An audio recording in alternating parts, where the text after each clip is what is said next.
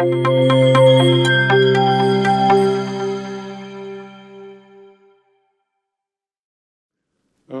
in the beginning of 2005, I went to a presentation by the Chief Economist of the International Monetary Fund, and she, at the time, pointed out that very few people, there's only about 14 outfits in the world that participated in the survey for Chinese GDP because it was very difficult to do. So just out of sheer rashness, I decided to participate in the Bloomberg survey.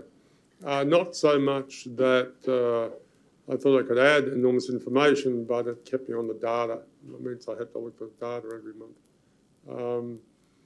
And that's pretty useful. It's been pretty useful for me this month because what's happened is the dramatic divergence between what has been the consensus view of the Chinese economy up until now and what the data is actually showing. 3 weeks ago, the International Monetary Fund released its estimate for full-year growth in China, and estimated that full-year growth through the year growth would be 8.015% after 2.3% last year. In the Bloomberg survey, I put in a number on Monday, which was fully 2% below that, growth of 6.2%. For this year. It's only Wednesday, and now I'm thinking that number was too high. I'll talk about what are the components of China's GDP for the September quarter, where they were particularly weak, where they were particularly strong. Now we know that the real estate sector in China has problems. We've talked about Evergrande and the possibility of an Evergrande failure before, but it's really startling to see what that does, what the softness in the property sector does to China's quarterly GDP. China's quarterly GDP increased by only 0.2% for the quarter. In the last 24 quarters, there are only 2 which are equal or worse than that. So it's absolutely the bottom draw of Chinese output. It's a bad number as far as the Chinese economy is concerned. What happened in the quarter was that construction output, if we look at it in comparison to the same quarter last year, was down by 1.8%.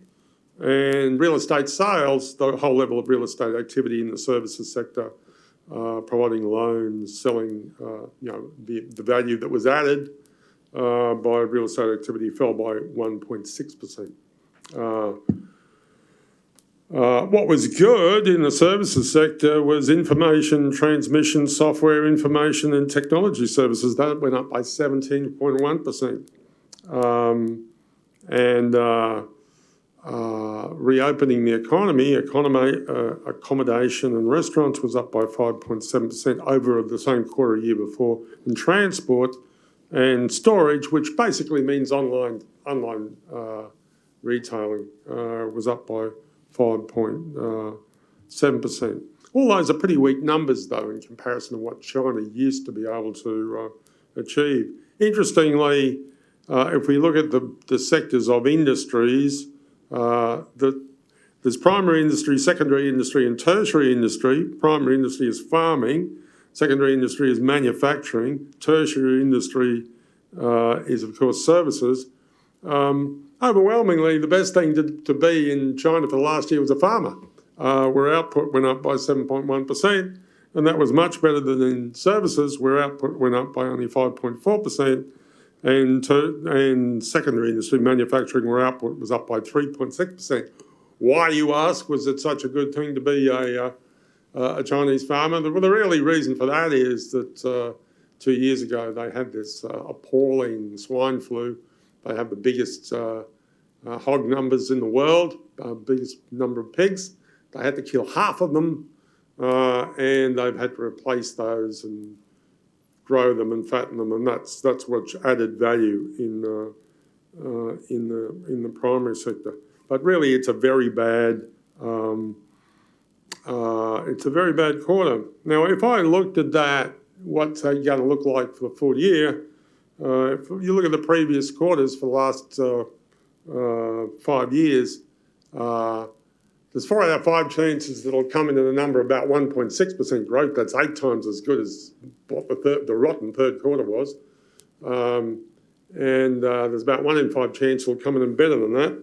4 out of 5 chances is that the Chinese economy year on year for the final quarter will grow by only 3.2%, which means it's actually falling back to the kind of growth rates that you'd see in a fully developed economy. And maybe that's reflecting an underlying problem in China that I've talked about over the last couple of years, and that is that their workforce the growth of their workforce is slowing down because of the eventual effect of the one-child policy.